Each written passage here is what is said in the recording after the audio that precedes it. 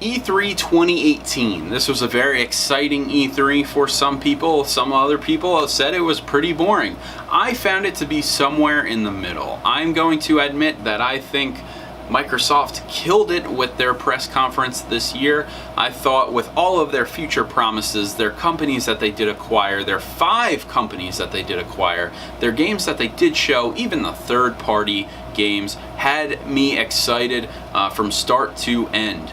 Started out with Halo Infinite, which was so exciting, and then we had a bunch of other games that were third party. We had Devil May Cry 5, which blew my mind. The hype levels, the excitement, the raw emotion of my reaction was fantastic. And unfortunately, I don't have a reaction video for you guys. I was recording the conference and my camera died, so that sucks, but I do have a reaction of Halo Infinite. I haven't even watched that reaction yet since I recorded it. Stay tuned for the end of this episode to see that reaction to Halo Infinite. But there was Devil May Cry 5. There's this really awesome exclusive Zelda kind of like game called Tunic, which looked really cool. You're like a cute little fox, and it reminds me of Zelda heavily with beautiful graphics. We also saw Forza Horizon 5, which looked so good.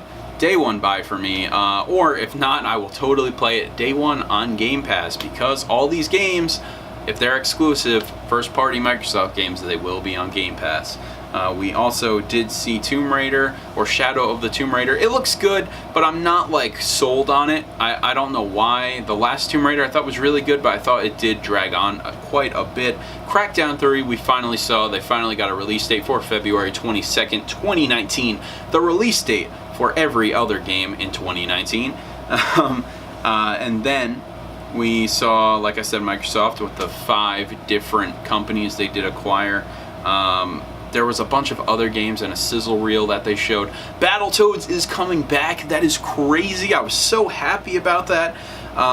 Just really exciting stuff going on over at Microsoft and their conference. I thought they were doing so well. And once the show was getting towards the end, after we've seen a majority of all these games, exclusives, third parties, and partnerships, we also saw Phil Spencer come out to address the future of Xbox and future consoles. And also, Phil Spencer was cut off by the infamous CD Projekt Red, the people who make The Witcher 3, The Witcher series. Fantastic game developers. I love those guys and gals over there. They do one hell of a job with video games, and they debuted their next project, which is the long anticipated, cannot wait for, Blade Runner-esque awesomeness that is Cyberpunk 2077. Phil Spencer was cut off. There was this really awesome like hacking screen, and it said CD Projekt Red hack input E3 trailer Cyberpunk 2077 or something like that, and that trailer just looked like everything everybody's wanted it to look like, and it exceeded my expectations of what it was going to look like. Cannot wait for Cyberpunk 2077. So happy about Microsoft's turnaround and hopefully their bright future ahead of them. Next we are on to Sony, and Sony started out and opened with The Last of Us 2. We had some musical sections. We had the guy who did compose the music of The Last of Us come out and play a little tune, and everybody was cramped in this chapel or old church just to see The Last of Us stuff. And then there was a weird half-hour or so break, 15-minute break, and it threw me off. I was like, wait, that's their conference? They're just going to show Last of Us? No, they showed Last of Us, took a break, which was really jarring. Like, I was not into it at all. It took me out of the hype. I was getting more annoyed than anything. Then we jumped back in with another musical segment, and leading into Ghost of Tsushima. Now, I don't know if it's just me, but Ghost of Tsushima, it looks cool, it looks beautiful, the game is absolutely gorgeous looking. I don't know if it's for me though, and this may be one of the first few PlayStation exclusives where I'm just not sold on it. I feel like a lot of the PlayStation exclusives that I have seen in the past couple years, I'm always like instant buy, but this game, I don't know. I just get a really weird vibe from it. It reminds me of The Witcher 3 combat, which I enjoyed quite a bit. I am interested to see more of it because I want to see if it changes over this period of time. But as aside from the graphics and aside from this E3 presentation, I really don't know if I'm going to be purchasing Ghost of Tsushima. After that, we did finally see Resident Evil 2, the remake. This is so exciting. I knew what it was right away. You see this weird perspective and it reminded me of a fixed camera angle, and I just knew what it was. And I was so happy. This game does look amazing. I've seen a lot of the gameplay clips. It's definitely Resident Evil 4 gameplay in Resident Evil 2 on the RE engine, which it's a perfect love letter. It's something I cannot wait to play. I think Resident Evil 2 is one of the best survival horror games of all time, and it is one of the best Resident Evil games of all time. And it features the most iconic Resident Evil character, I'll probably say, which is Leon Kennedy and his first day on the job in Raccoon City. I cannot wait to play that game. Day one for me, boys. It is January 25th, 2019 that game comes out, and I cannot wait. Also, I'd like to mention that Dreams was shown throughout each of these games, which were really weird music segments again.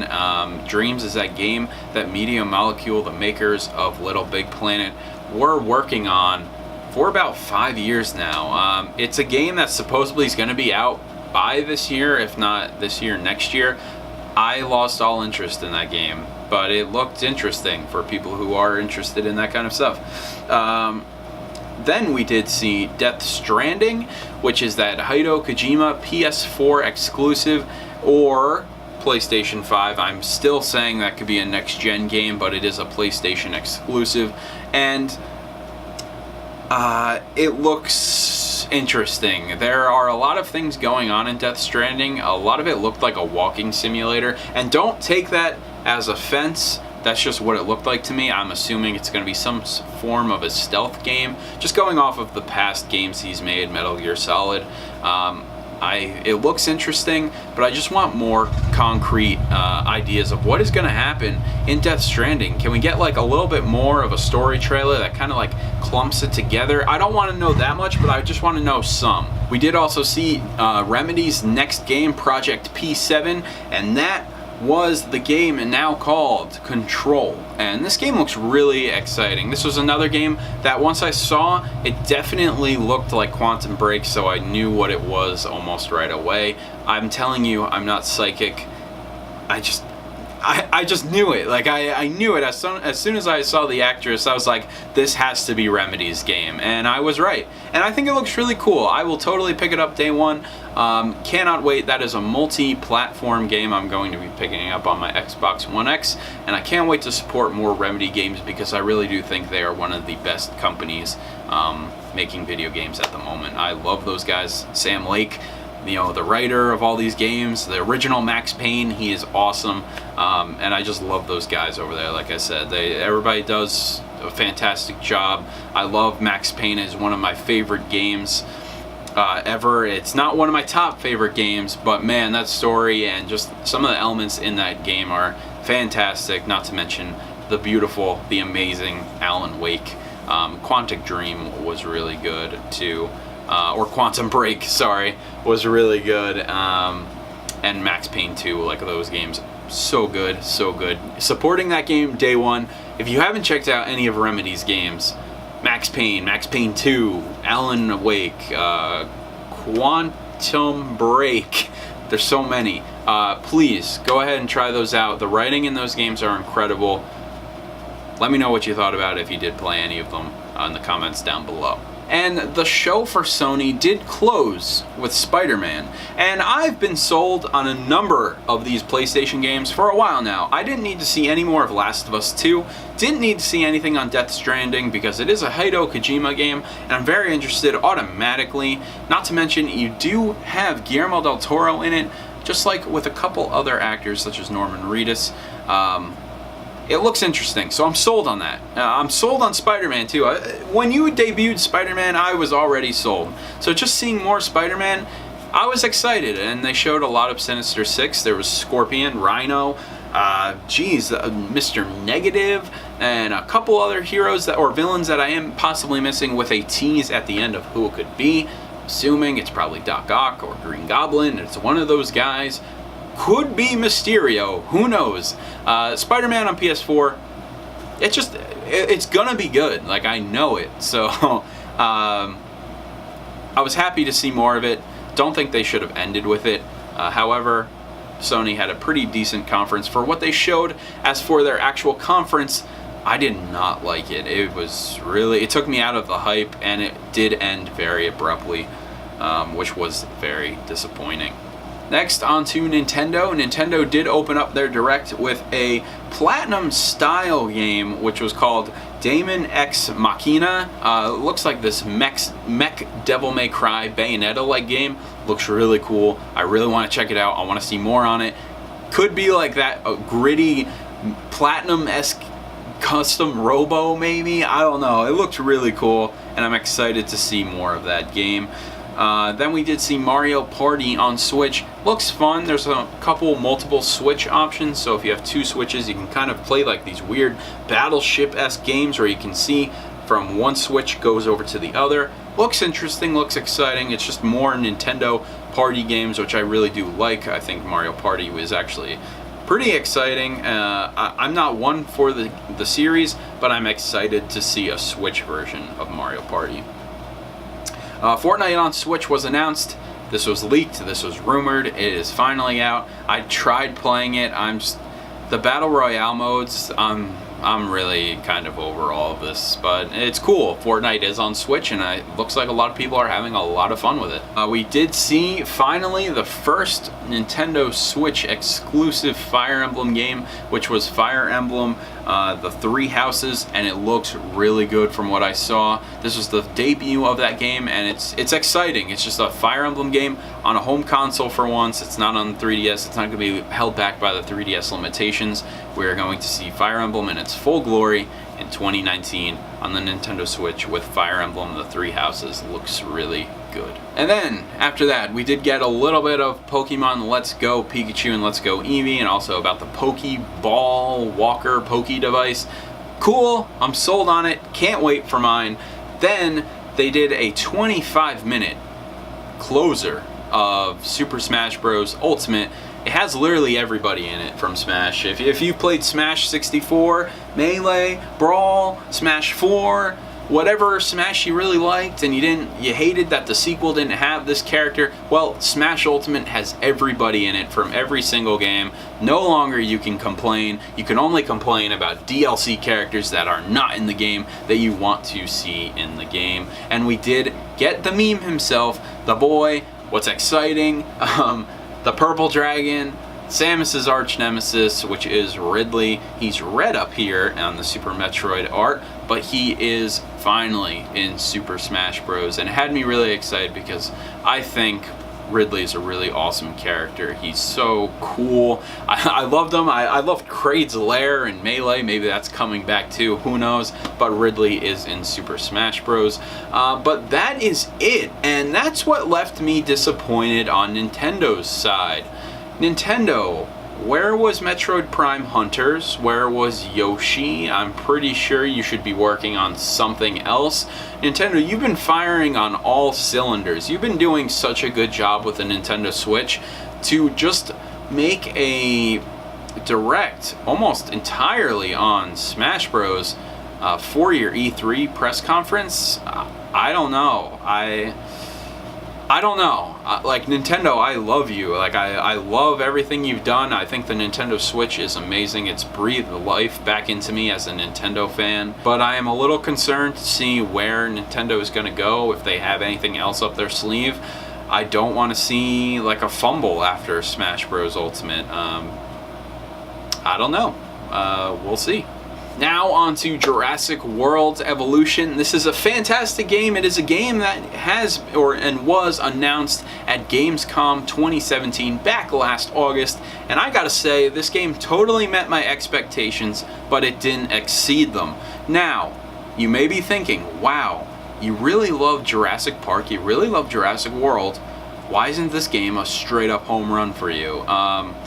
For the most part, it is. I do love this game. I think it's fantastic. I've been playing on my Xbox One X, and it runs like a dream. It runs like Operation Genesis, but a little bit better. Now, why I'm going to be saying it's not I'm not completely sold on it is because Operation Genesis came out around 2003, 2004, somewhere around Jurassic Park 3, and it had a mission mode. It had build your own park. There was a lot of exciting things you can do in Operation Genesis.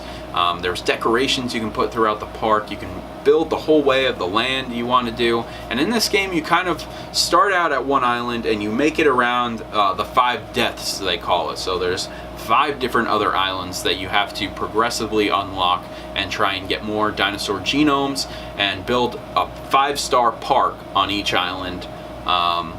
And that is basically that game's story. Now, in Operation Genesis, you had mission modes where you'd have to go take a picture of a couple dinosaurs for the Jurassic Park calendar. You would have to go save the park from rampaging dinosaurs as missions. There was a really cool mission mode that I wish was in Jurassic World Evolution, maybe somewhere down the line, who knows. But as for the graphics and the dinosaurs themselves, it never gets tired or it never gets old seeing or hatching a dinosaur that you've been trying to discover or unearth, and you finally see it walk out of the John Hammond Creation Labs, they call them, which is that the little hatching areas, if you want to remember the original Jurassic Park where they're feeding the raptors and stuff. It's like that. And they come out of the gate and they always do this iconic roar of whatever dinosaur it is, and it's awesome. Like, I've taken a screenshot of every dinosaur I've raised. I'm just about able to breed Tyrannosaurus Rex. Cannot wait, has me so excited. I really enjoy this game. It's probably an 8 out of 10 if I were to rate it right now. I'm still playing it, still pumping hours into it. I'm losing so many hours playing this game because it's just that fun. I'm really enjoying it, and I'm happy it's what I thought it was going to be, and it does give me a little bit of what I wanted, but I hope maybe somewhere in the future we can get a mission mode. And last but not least, my backlog titles, my recreational games, the games I'm not sitting down slaving hours away upon trying to complete these games. These are just fun games I have been playing and picked up recently. Let's go ahead and start with the Street Fighter 30th Anniversary Collection for the Nintendo Switch. So I picked this game up finally because it is a game that I've wanted for a very long time now. It did come out, I believe, at the end of May. It is currently June 18th, and wow, that took me a while to get. I love Street Fighter. Once I heard there was a Street Fighter 30th Anniversary Collection coming to the Nintendo Switch, I had to have it. Big reason being is because Street Fighter 3rd Strike's on there, and that game is awesome. My one friend and I, we do play Street Fighter 3rd Strike, and it's very exciting. We do get very intense, and we have these like little rivalries, and they're always so exciting and so fun. Street Fighter 3rd Strike Portable is just, it's so cool. But not to mention, you also get 11 other games. So you get Street Fighter, you get a couple iterations of Street Fighter 2, you get a couple iterations of Street Fighter 3, including 3rd Strike, and then you get Alpha 1, 2, and 3, which are really good Street Fighter games as well. I love it. I think it's really exciting. It's totally worth the price of $40. You're getting 12 Street Fighter games. Regardless of what version you do like, it's worth it for 3rd Strike and Alpha 3 alone. Worth it for 3rd Strike alone, personally. After that, we do have Donkey Kong Tropical Freeze. I finally beat that game again on my Nintendo Switch. I beat it originally on the Nintendo Wii U, and that was a struggle. For a while, I was referring it as the Dark Souls of Nintendo, and ironically, we now have a Dark Souls coming to the Nintendo Switch, which is pretty cool. But Donkey Kong Tropical Freeze, man, that game does not hold your hand. It kicks your ass. It kicks your ass real good. I finally beat it the other night. Very happy, very satisfied. Those games are so excellent. I love the Donkey Kong Country games. Country Returns was so good. Tropical Freeze, I think, is a little bit better, but still my favorite country game is the original Donkey Kong Country. You just can't beat King K. Rool and the Kremlings. My personal opinion. but you can't go wrong with the country games. The music, everything, so perfect. We really need a Donkey Kong Country or a Donkey Kong Country 3D or a 64-2, something like that.